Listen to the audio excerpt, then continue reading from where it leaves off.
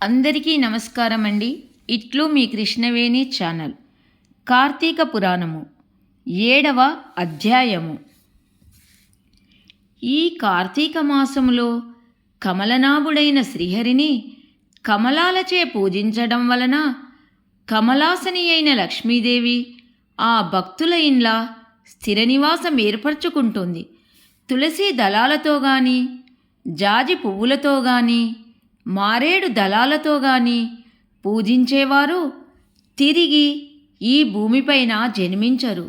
ఎవరైతే ఈ కార్తీకములో భక్తియుతులై పండ్లను దానం చేస్తారో వారి పాపాలు సూర్యోదయానికి చీకట్ల వలె చెదిరిపోతాయి.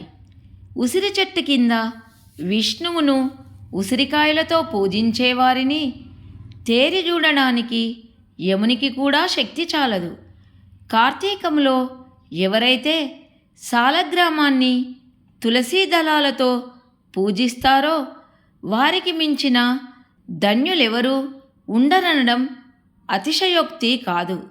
బ్రాహ్మణ సమేతులై ఉసిరి చెట్టు ఉన్న తోటలో వనభోజనమును చేసేవారి మహాపాతకాలు సైతం మట్టిగలసిపోతాయి.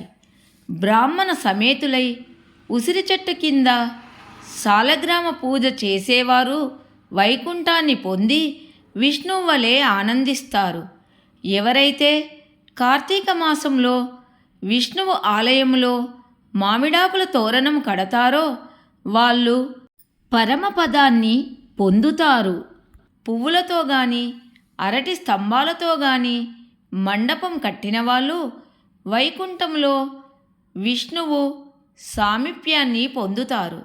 ఒక్కసారైనా శ్రీహరికి సాష్టాంగ దండ ప్రణామమును చేసిన వాళ్ళు అశ్వమేధ పుణ్యవంతులవుతారు.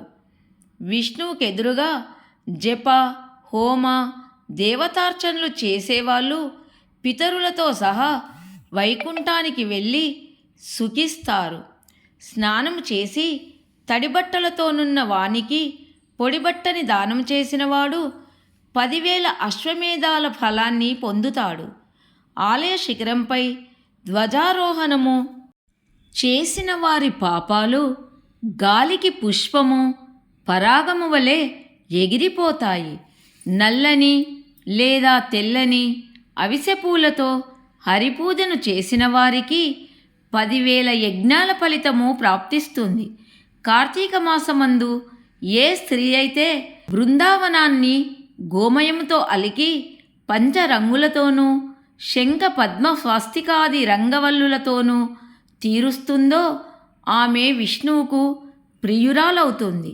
విష్ణు సన్నిధిలో నందాదీపాన్ని అర్పించడం వలన కలిగే పుణ్యాన్ని 1000 నోళ్ళ ఆదిశేషుడైనా పొగడలేడు.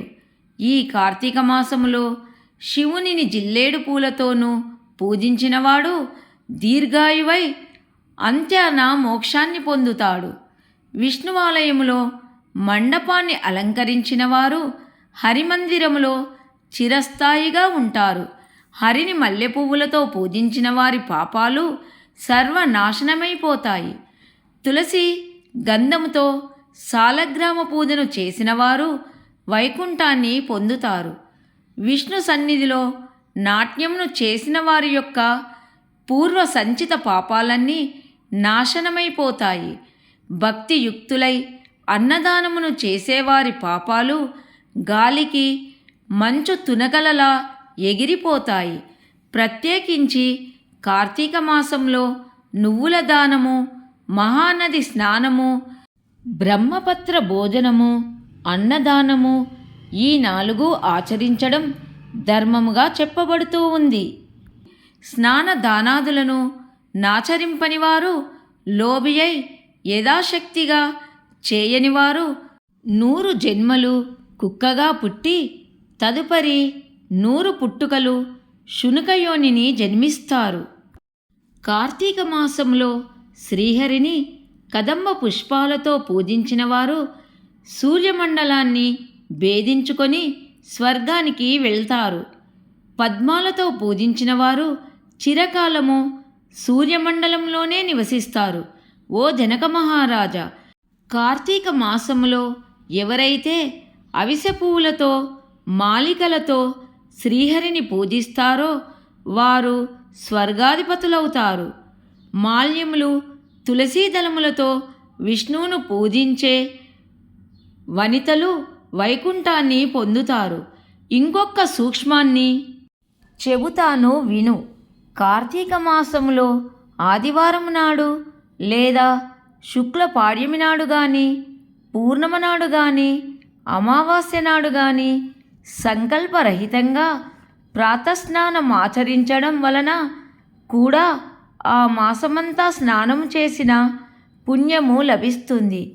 ఆ పాటి శక్తి కూడా లేనివారు కార్తీక మాసం నెల రోజులు ఈ సంపూర్ణ కార్తీక మహాపురాణాన్ని చదివినా వినినా కూడా స్నానఫలాన్ని పొందుతారు. ఇది కేవలం అశక్తులకు మాత్రమే సుమా. మహిష కార్తీక మాసములో ఇతరులు వెలిగించిన దీపాలను చూసి ఆనందించేవారి పాపాలు నశించిపోతాయి. కార్తీక మాసము విష్ణు పూజార్థమై ఇతరులకు సహకరించేవారు స్వర్గాన్ని పొందుతారు.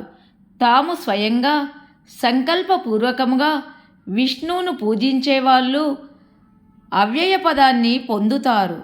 కార్తీక మాసము సాయంకాలాలలో దేవాలయాలలో శివ విష్ణు స్తోత్రాలను పఠించేవారు కొంతకాలం స్వర్గములో ఉండి అనంతరము ధ్రువలోకాన్ని పొందుతారు.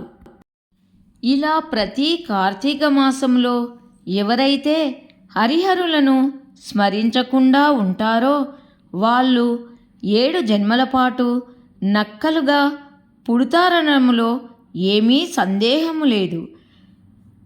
కార్తీక పురాణము 7వ అధ్యాయము సమాప్తము. నచ్చితే లైక్ చేయండి. అందరికీ ధన్యవాదములు.